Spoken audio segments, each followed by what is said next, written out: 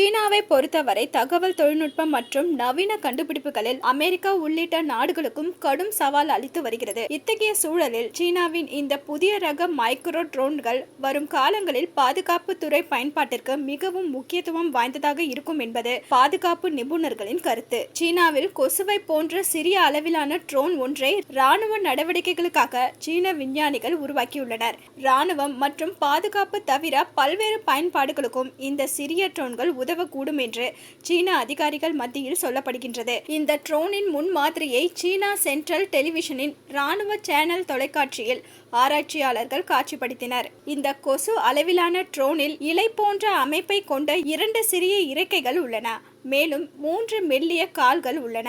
அதாவது பார்ப்பதற்கு அச்சு அசலாக ஒரு கொசு போன்று உள்ளது. அளவில் மிக சிறியதாக இருப்பதால் மிக சிறிய அளவிலான இடத்திற்குள் கூட இந்த ட்ரோன்கள் ஊடுருவி கண்காணிப்பு பணியில் பயன்படுத்தலாம் என்று சொல்லப்படுகிறது.